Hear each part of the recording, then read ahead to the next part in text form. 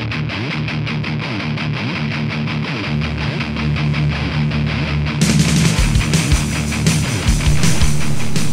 everybody, John Coffey here to do a movie review. It's a film that I've been wanting to review for a while, and if you watch my videos, you've probably seen I have a shirt of this, and it's a documentary directed by Barbara Bell and Anna Lorentzen. I'm terrible at pronouncing names. Put out by Synapse Films. It's graphic sexual horror. Give you a little backstory on this before I go into what it's about and stuff like that. I remember seeing the trailer for this a good 3 or 4 months before it was released, and knew automatically that I had to see it, because this movie was marketed brilliantly. For one thing, the name is amazing. Graphic sexual horror, just automatically, I don't know about anyone else, but it automatically makes me want to pick up this film and watch it.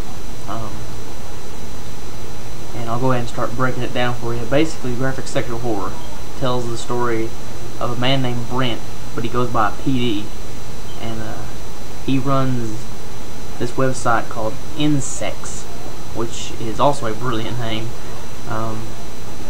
And basically, it was at one time the most hardcore, messed up bondage website out there. This documentary basically just follows the rise and fall and all the in-betweens of this website. It is a fantastic documentary, but it's not going to be for everybody, because the images in this movie is exactly what it says. It is graphic sexual horror. I mean, the scenarios of these poor girls, but you can't really call them poor girls, because that's what makes the documentary so interesting. They give really both sides of the coin. Give the side of the coin of people who do it for the money, and people who do it because this is what they want to do, because they want to challenge themselves. But what they go through is absolutely insanity. Like, I can't even describe some of the imagery that is in this movie. Like, the best one that comes to mind is this girl completely naked, and at first all you see is her feet standing on an ice block. And as it pans up, she has lashes all over her body. I'm sure she's been hit with cane and stuff like that. But as it comes up, she has basically a collar that is attached to a chain, and she's trying to balance herself on this block of ice. And, you know, it's powerful, man. The images in this movie are extremely powerful. But this is not what I expected. Like, when I heard the name and I saw the trailer, I was waiting for this documentary just showing, you know, deplorable things, not deplorable, horrible things. It's late at night, guys, sorry. Horrible things and exploiting this subject matter, and it's not as an exploitative documentary as you would think it is. It doesn't vilify anybody. It really plays even ground and lets you make your own mind up about this subject matter, which to me is the most important thing about a documentary. I'm not a big fan of documentaries that try to sway you one way or the other. That's one problem I've always had with someone like, what's that guy's name? Michael Moore. He makes good movies, and I think they're entertaining watches, but they're always like, this is the truth, follow the truth, there's no other truth. This documentary isn't like that. It doesn't try to make you go, oh, this is art. It gives you the facts and lets you make up your own decision. Because some of the stuff this guy does, you know, is very artistic, but is it what I would call art? No. I mean, I think the best quote in the movie is, I can't remember the guy's name, but he sits there and he says basically, he's like, is it porn? Heck yeah, it's porn. But it's a little more than just porn. And I think that's the perfect example of what, you know, this guy is going for. It's such a good documentary because, you know, it could change your opinion about the subject matter. Like, you could go into it thinking, like, these people are sickos, crazy, and it could make you believe that, well, maybe they're just different, you know? I don't have another way to describe it. Another good thing about the documentary is the character PD. I mean, he's not really a character, he's a real person, but he doesn't feel like a real person when you watch this movie. He doesn't seem legit. You can go into this movie, you can end this movie and feel two ways about it. You feel that he's this eccentric genius, or he's a scumbag. And both sides of the coin are very true, because you see him seemingly caring for these girls. You know, are you okay? Can you handle it?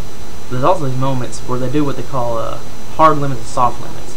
hard limits of what the girls won't do, and they have a safe word because you use gags and stuff. The safe word is and what disturbed me the most was when the girls were basically just screaming no, and he wouldn't listen, and he kept pushing forward and not using his safe, and not letting them use their safe words, or discouraging use of the safe words. I mean, to me, that was, you know, very exploitative of these women. You know, basically saying like, here's your safe word, but I may not obey it. You know, but you never know. That could just be a documentary twisting the truth a little bit. He also talks about having relations with models, which seems pretty messed up as well. The interviews with models are amazing because they give you both sides of the story perfectly. You know, you have one girl talking about how she set up her whole scene. Everything that happened to her in her scene, she planned out. So she's doing this for the experience, maybe. I don't know how they enjoy it. I mean, it looks horrible. But, you know, seemingly she gets something out of this. Where you got another girl who basically just comes out and says, look, I didn't enjoy this at all. I was just doing this because I wanted the money. And to have those two sides of the coin is very good because you get to make your own opinion, you know. You get to be like, well, maybe it wasn't money that pushed us, not the art. These people are not trying to create art, they're just wanting to get paid. But I can think of a million ways better to get paid than what these people go through, and that's where the documentary shines beyond belief.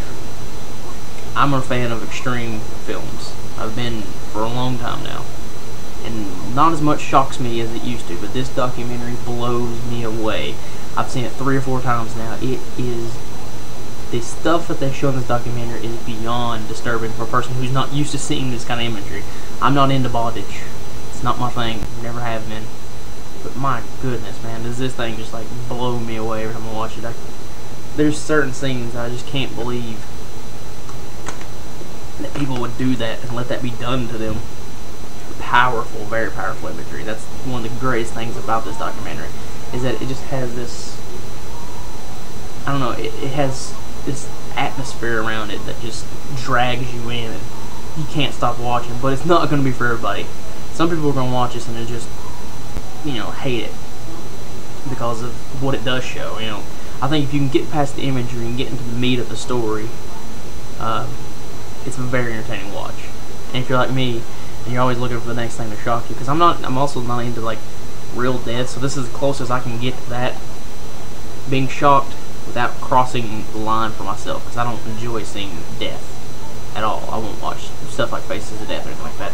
But this is like the closest thing to it. You know, this is these people torturing people for real. You know, this is real people being really tortured. It's very disturbing. But even that, like, it shows you the moments where these women are just, you know, torn to the absolute lowest, and the people who really enjoy it. You know, there's a girl in there who literally looks like she just had the best time of her life when she's done. Like, not in the fact like she jumped around, ee, but she has this look in her eyes, just like, wow, that was amazing. And I just can't believe, you know, that could be possible. But and the way at the end they talk about the government taking out insects is just truly, like, you know, even though this is not my thing and I would never support something like this, it's messed up what they did to them. You know, they really took their legs out from under them about with you know, sabotaging the banks and the credit cards, basically, so that no one can get, they can't get, you know, they can't get money. They can't get the money from their fans. Tell you a little story about graphic sexual horror. Last year, I got to go see this movie at a screening at the Fright Night Film Festival in Louisville, Kentucky, and